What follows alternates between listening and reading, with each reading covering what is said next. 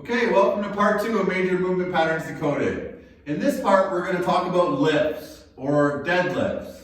A lot of people are very intimidated by lifts because they've seen these people in the gym with all of the plates on the bar and they're yelling and screaming and picking them up. But really a deadlift is really just a lifting pattern. And if you want to actually get technical, it's a stationary footprint with a hip hinge to create a level change, with a hip hinge level change, okay? With the squatting pattern, remember, we were knee bending and we were standing upright when we went up and down. With a lift, it's now focusing more on the hips. We're still gonna have a little bit of a knee bend, but it's more of a hip hinge, kind of maintaining that back and bending at the hips, flexing at the hips. Where the squat was bending at the knees, flexing at the knees, slightly bending at the hips. So it's almost opposite. Now, with this, a lot of common errors. This is actually, to be honest, one of the hardest movements to do in the gym. And a lot of common errors that we see are rounding of the back. So if somebody's trying to lift something up, they lift like this. And that puts a ton of stress in our lower back. That puts a ton of stress in our mid back. We don't want to do that. Another thing we see, just like the squat, a lot of people are lifting and their knees come in to pull that up. Obviously, that puts our knees in a compromising situation or a compromising position, and we don't want that at all. So you want to still, like the squat, maintain that knee alignment. The other thing we see with the lifting pattern is just the wrong sequences of activation. So if I'm doing a deadlift or a lift from the ground, I might extend my legs and then lift, instead of actually just as one unit, pull up and lift kind of simultaneously. So those would be some of the major common errors we see with lifting patterns. What a lifting pattern really is going to stress, or the primary muscles or secondary muscles that we're going to use are, the primary ones would be your glutes, your hamstrings, your back extensors. This is definitely a posterior chain exercise, any kind of lifting pattern. The secondary muscles would be things like your quads, your adductors, abductors, keeping us stable. And that's really what is stressed in a lift or a deadlift. Now, I'm going to show you a very regressed version of a lift, okay? We can talk a little bit more about how to progress into an actual heavier deadlift or a deadlift that is going to challenge you with a bar. But what I'm really wanting to get my clients or get my viewers to understand right now is it doesn't always have to be with a bar. It doesn't always have to be with something very heavy. I'm going to show you a lift with just a dowel. So it's something that's simple. You can use a golf club if you don't have any, like a barbell to try and start this. A lot of my clients actually start lifting with a kettlebell or a dumbbell before I ever would even put a barbell in their hand. So let's show an example. So for the lift, like I said, a dowel or some kind of golf club or whatever you want to use. So I'm going to show you this from the side view first because this is where you're really going to get to see the most of this movement. So when you set up for a lift, I want to have my back straight. Now the biggest cheat move I was ever taught when I was in school years ago was to get my elbows to my knees. So if you look at my back right now, my back is fairly straight, if not perfectly straight. So I want to make sure that I can get into this position, and then all I'm really trying to do is stand up. So I'm going to show you 5 reps from here and 5 reps from the side.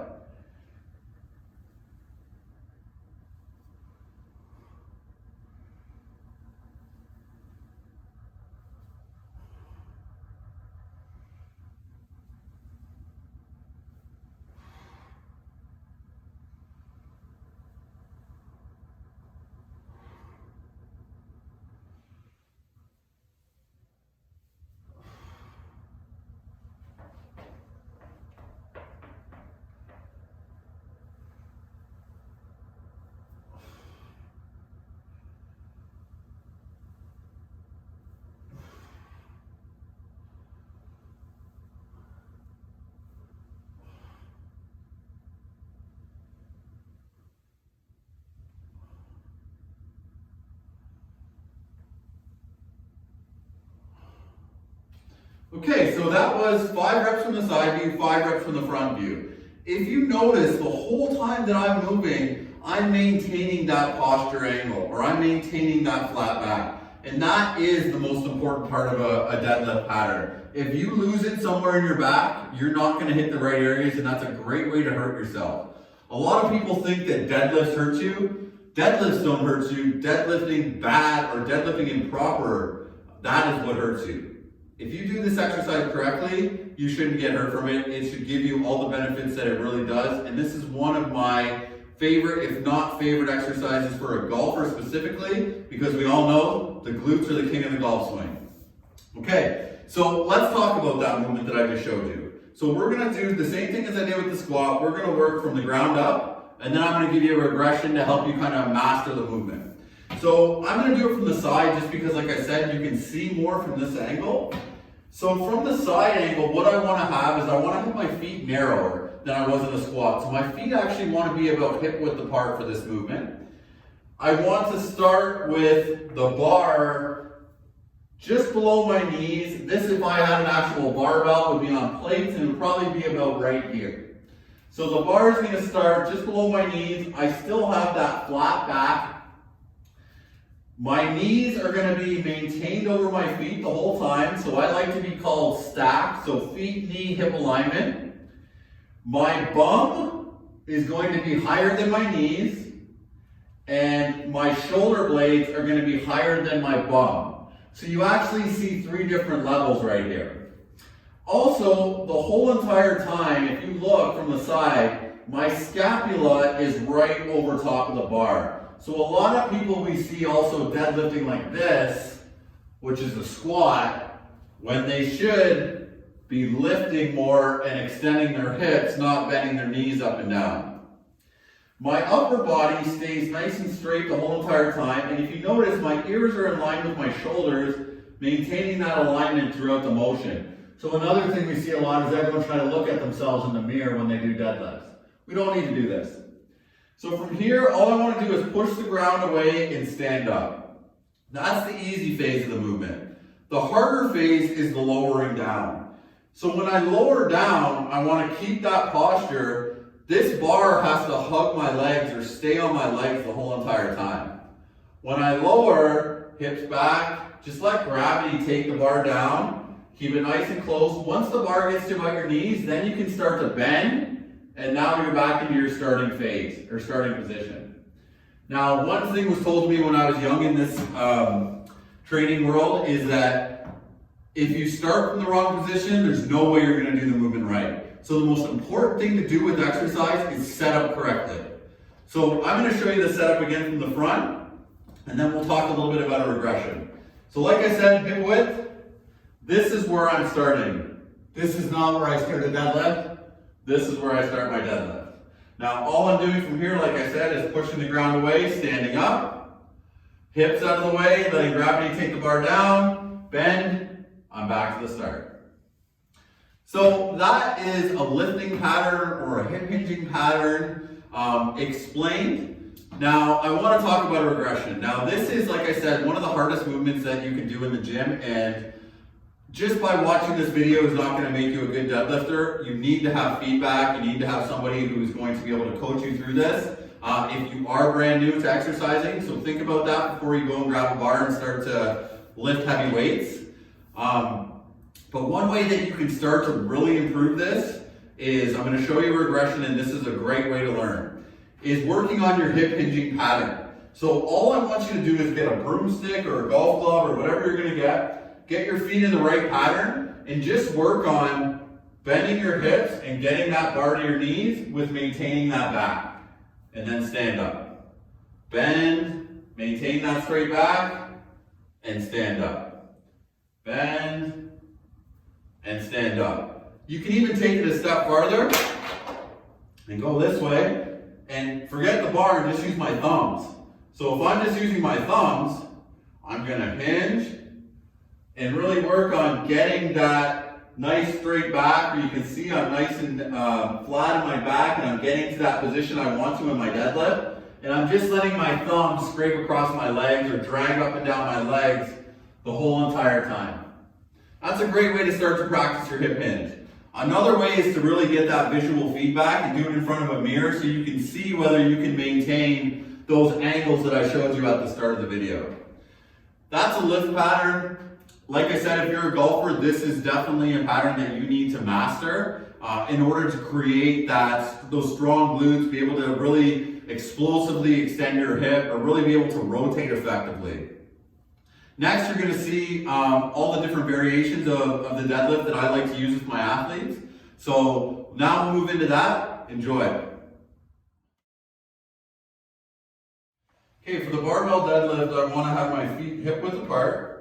A good cheat move is to really get your elbows on your knees and try and create that straight back, and then just let your hands drop. So my feet are going to be in line with my hips. My knees are going to be underneath my bum. My bum is above my knees, and my shoulders are above my bum. So I really have 1 layer, 2 layer, 3 layers when I get into my setup position. My head should maintain this angle the whole time. A lot of the times I see people looking up or looking down throughout their deadlifts. So when I get into this position, nice and straight back, straight body, all I'm really doing is pushing the ground away and standing up. Now the hard part is going back down. So the hard part is drive your hips back, maintain that straight body, and let gravity take the bar down so you get to about your knees, and then just bend. Now you see I'm in that exact same starting position. So this is what I want to try to repeat. So here's 5 reps.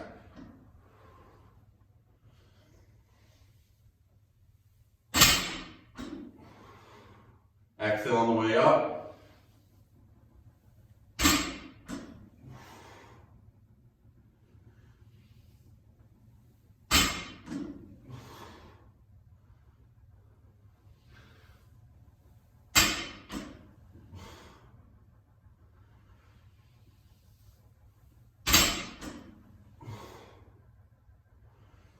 Okay, so now I'm going to show you, obviously this isn't that heavy, if I can turn like that, but now I'm going to show you from the front side. I started with the side because you can see so much more, and it's so much more telling from the side of the movement than it is from the front. So here's 5 more reps.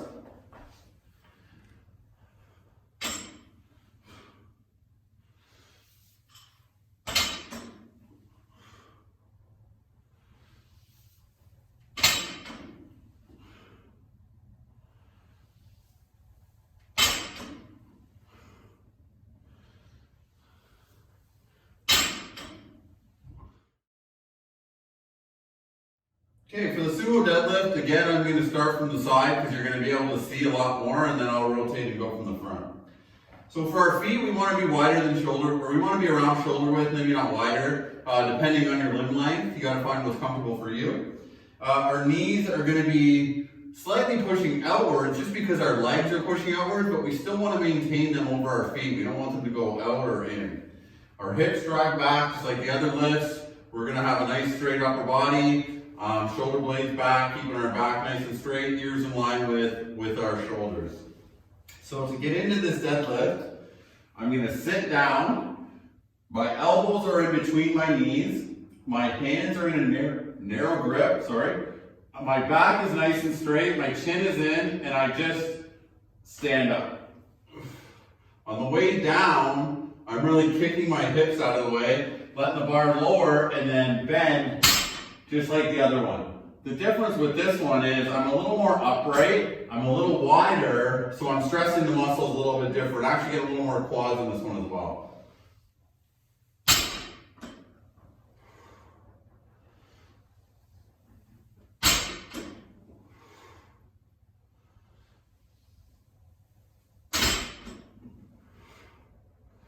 Okay, I'll show you from the front now. You'll see from the front, I'm a lot wider than I was in the regular deadlift. Nice narrow, my arms are in between my legs. Nice and tall, and all I'm really doing is standing up.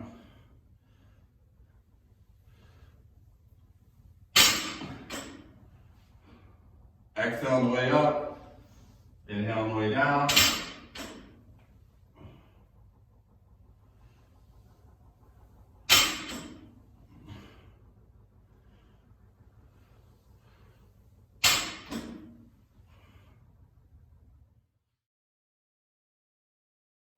Okay, for a straight leg deadlift, we're going to be a little bit narrower, so around hip width, no more than hip width, if anything a bit narrower. I like to be a bit narrower. We're going to hold the bar. This is the starting position, so we hold the bar standing up. Now if the bar is on the ground, when we get there, we have to deadlift it up. So you shouldn't just bend to pick it up. Nice and tall, deadlift it up. Now from here, this is really the easiest deadlift. All I'm doing is hinging and getting this bar a bit below my knees, depending on your flexibility. So nice and tall, feet hip width, knees in line, lead with the hips, torso straight, shoulder blades back, ears in line with the body, and I just hinge and let gravity take control. The difference here is I'm not bending my knees when I get the bar past my knees. I'm staying straight, I have a soft bend in my knees, and I just maintain that bend throughout the whole entire movement.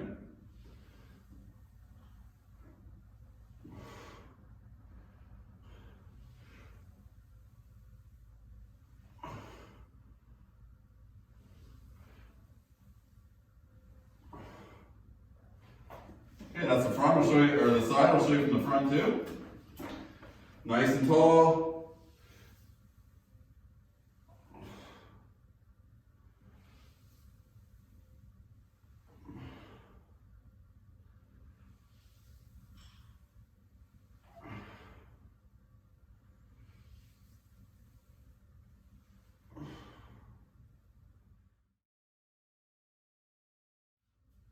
Okay, for the one-arm deadlift, we are going to use some sort of weight. You can use a dumbbell, you can use a kettlebell, whatever you want.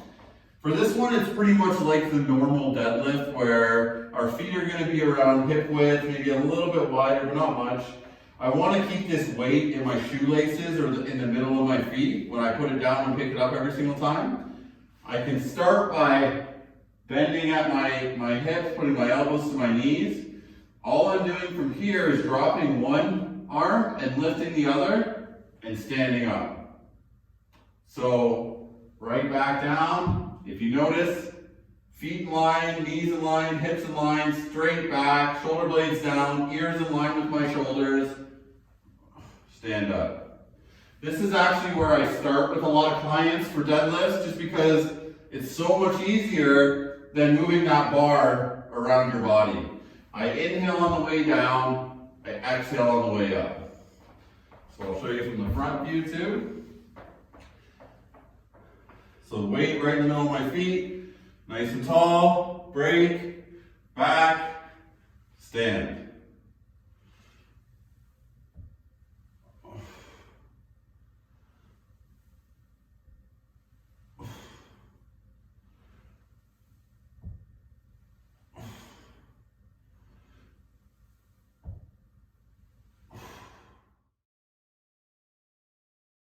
Single leg deadlift. This is the most advanced deadlift, and I obviously wouldn't start with this one. So what you want to do is you're going to be on one leg. Your knee has to stay in line with your foot the whole time. Your hip has to flex. Your hip still stays in line, none of in and out. My upper body stays nice and straight the whole entire time. Shoulder blades down, ears in line with my shoulders. The dumbbells for this one are going to go out front of our body. It's actually easier to use 2 dumbbells than 1 because 1 would offset you. So from here, all I want to do is do that hinge pattern that we've been working on. Keep that knee nice and soft. Hinge, maintain that straight back, and then come back up. I don't need to go as low with this one either. I just need to go as low as I can while maintaining a straight back.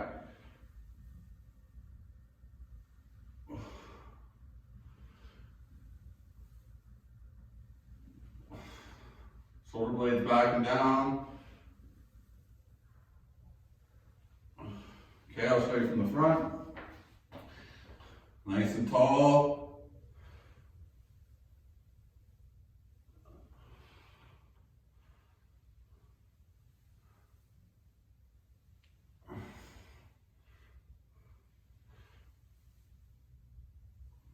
If you notice, this is hard to balance, and it's a great progression to the deadlift.